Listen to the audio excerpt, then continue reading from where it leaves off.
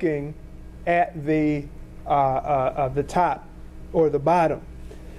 One customer of mine, he photocopied this, just made a quick photocopy, and then he put this one in the album, and then on the facing page he put the photocopy, and he wrote the names on the photocopy. Okay? That's a good idea. You know, desperate measures, right? You know, I don't want to make you, okay, now you need this special pen, then you need this special photo album. You saying, look, I don't have the money right now, so I'm going to tell you how to do it cheap, okay, and effective. Okay, so real quick, are there any archival products that you use right now to store your originals that you swear by that your neighbor needs to know about? Raise your hand. No. Or maybe you're just not saying because you want to get onto the real stuff. Yes, sir. Mitsumi gold DVDs and CDs. Okay, gold CVDs and DVD. Those round discs. Yeah. Yeah. Yep. Very good. Okay, and I always like to recommend places like Light Impressions, and then if you run the genealogy circuit, you'll find places like Roots to Leaves and other places. Okay? Have you ever regretted how you stored an original? Let's have one nightmare. Just had one. Go ahead. Just had one. Tell me. Yeah, I went to a miniature club. We made tiny photo albums. I went home and said, I'm going to do another one, but I want to make it actually to scale. So I got in the closet, found an old photo album, started measuring it, and then I opened it and found that most of my pictures had deteriorated so badly that I abandoned the idea of making a miniature photo album and tore it all apart, took those pictures out, some of them were gone.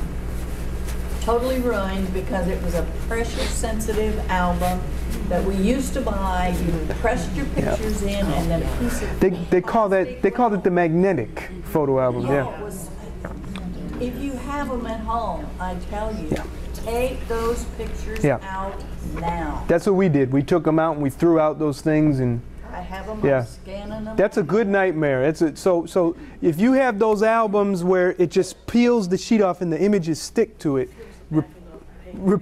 it peels the backing off the papers. It'll eat your house and burn your hair off. It's terrible. It's terrible. No, not that bad. Okay, one more. Yes. Yeah, I just pulled some old pictures out because some of them some old pictures for our 50th anniversary. Yes. And the pictures are starting fading, you know. And I just scanned them yesterday. Yes. And then I printed them off my printer. And the picture I printed is so much clearer and brighter than the one that I just did. Nice. Okay. And it was from an old picture, but it made it brighter and it brought everything back. Yeah, scanning it and printing it. Yeah. You had automatic settings, I'm sure, on the scanner that took care of that. And printed it, and yeah. I cannot believe the difference in the picture. How Yeah. bright it and brought everything back. Yeah, that's the magic element of it all. And unfortunately today, we're just not going to have the time for me to really break that down for you. But I am working on a comprehensive course for beginners to help show you why your picture looked better when you scanned it and printed it, and how you can control that. You know, that's really important. And I do deal with that in some of my DVD tutorials, which are for sale on the table. Okay, last one.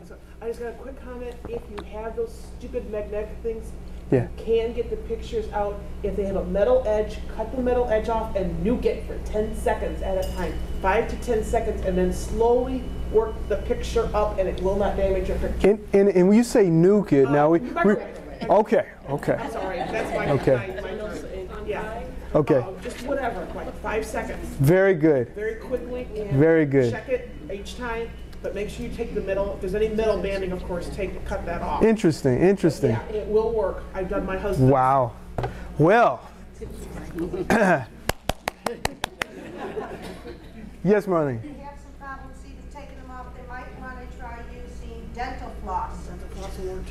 Dental floss. Not only should you floss your teeth, but you should floss your photos. I like that. Let's get that to the dentist. They need to give people incentive. Beautiful. Thank you. So, when it comes to digitizing your originals, the big question is, can digital be archival? Can you call a scan archival? Anybody? No. Do we have a yes? We have yes? Only if you back it up, yeah. He's going deep over there. Yeah? Only if you're going to keep that particular computer for the rest of your life. Only if you... Technology changes, you're out of luck. You have to keep that same computer or same file format or whatever. Okay, okay. Well, let's see. Here's the argument. There's a couple points. I say yes based on a couple things, and you kind of touched on one over there. One is the scanner quality. When you scan a photo, what is the quality? How much detail is being recorded? Okay, if you have a cheap scanner, you're going to have a cheap scan. That means less detail, more anomalies, more weird lines or whatnot. Okay? It also depends on the file format, and you kind of touched on that back there. File format. Okay, do I save it as a GIF or a EPS? What do I save it as? Okay. There's what I recommend is there's the native format of your computer, of your software, but then there's also TIFF, and there's bitmap, and there's JPEG, and these are the standard file formats. And if you see any of those file formats, generally those are going to carry on, and when they do become obsolete, your chances of being able to migrate them, or maybe your descendants, migrating them to the next file format will be a lot easier. Now, I always like to say that all of those formats that I mentioned are archival quality except JPEG. Does anybody know why I would say JPEG, JPG? Like if I scan something and save it as a JPG, why is that not a archival quality? Yes, sir, in the back. Because of the compression factor, the more it's open and modified, changed, and saved. Because of the compression. And is that if I sit on it or? You run over with your truck. Run over with your truck.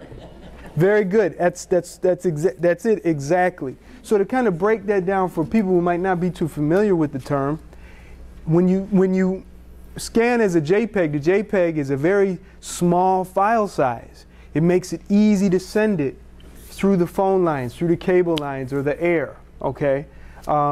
Unfortunately, when you do make it small, it does have a tendency to compress detail. If you save it as the highest quality JPEG and you never work on it again, you'll be all right, generally speaking, okay? But if you open up that JPEG and you work on it and you fix the color and you say, okay, I'll save it and close it and work on it tomorrow. And you turn your computer back on and open it up and work on it some more, and you save it and close it. And every time you open, save, close, reopen that JPEG, it compresses more to make it smaller, and by compressing it averages out the colors. Have you ever noticed a picture from the internet and it looks like blocky? You ever seen like a sky and the sky looks blocky or gummy looking? That's because it was a compressed JPEG. Okay? And if you keep working on that over and over and over again, it gets worse and worse and worse. Okay? You should experiment, try it at home.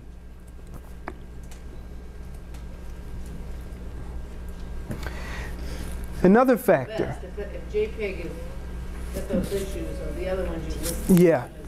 Yeah, I come back to that, but my preference is TIFF. Yeah, or bitmap, because PCs tend to default into BMP mode, you know. Now when I say bitmap though, I don't mean bitmap mode, I mean bitmap format. Anyone know the difference? No. You got to be careful. Okay, I'm talking about a file format, saving as BMP, not converting your file to a BMP, because a bitmap mode converts your picture to black and white. Literally, black and white pixels, like a photocopy. Okay, so stick with TIFF. Yes? I'd just like to add to what you were saying. People have always asked me why I do this, and that's the reason what you were just saying is I always save a picture as a master copy and never ever touch it except to make a copy of it. Excellent. So that when I mess with it, it doesn't matter if I screw it up, because I can always just dump it and go back to the Excellent. original and make another copy. I've always Perfect. masters. Perfect, perfect, perfect. Right.